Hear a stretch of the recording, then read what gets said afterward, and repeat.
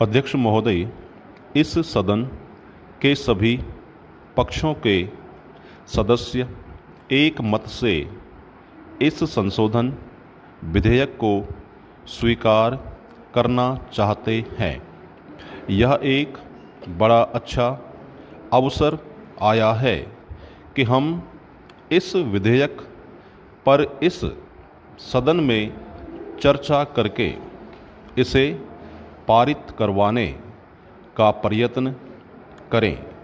इस देश में जितने भी राजनीतिक दल हैं, उन्होंने अपने चुनाव घोषणा पत्र तैयार किए हैं और घोषणा पत्रों में यह कहा है कि इस संशोधन को मंजूर किया जाएगा।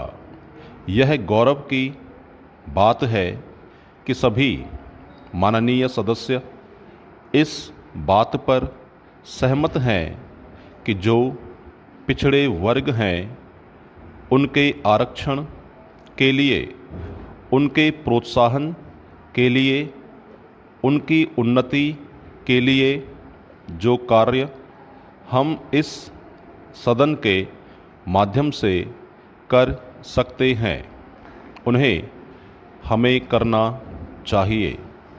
लेकिन मैं यह निवेदन करना चाहता हूँ कि जहाँ हम इस बात को स्वीकार कर रहे हैं कि हम इस संशोधन विधेयक को मंजूर करें, वहीं दूसरी ओर हम देखते हैं कि पिछड़े वर्ग के संबंध में बनाए गए जो अन्य नियम अधिनियम हैं, वे केवल कागज पर ही दिखाई देते हैं।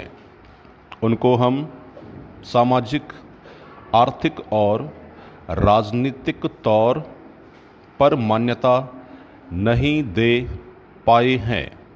इसलिए यह बहुत ज़रूरी हो गया है कि हम इस विधेयक को मंजूर करें और पिछड़े वर्ग के लोगों को न्याय दिलाएं। महोदय, जब संविधान बना था तो संविधान बनाने के पूर्व एक समिति का गठन किया गया था। उस समिति ने अनुसूचित जाति और अनुसूचित जनजाति के संबंध में जानकारी प्राप्त करने का प्रयत्न किया था और यह पाया था कि शिक्षित तौर पर पिछड़ापन, आर्थिक तौर पर शोषण इन लोगों के हिस्से में आया है। इसलिए राजनीतिक तौर पर इनको आरक्षण देने की बात करते हैं।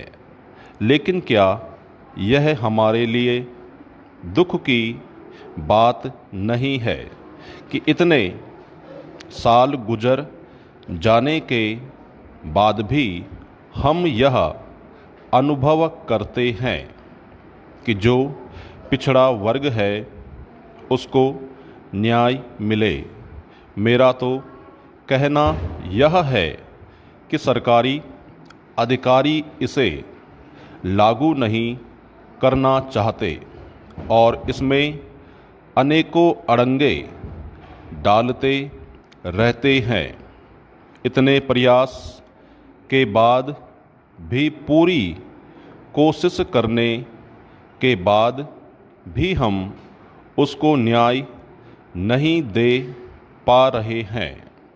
हम देखते हैं कि जितने आरक्षण के वायदे किए जाते हैं वे पूरे नहीं होते हैं। इस विषय पर मैं अपने और भी विचार प्रकट करना चाहता था, लेकिन सदन के अन्य सदस्य भी अपने विचार प्रकट करना चाहेंगे, अतः मैं यहीं समाप्त करता हूँ। विराम।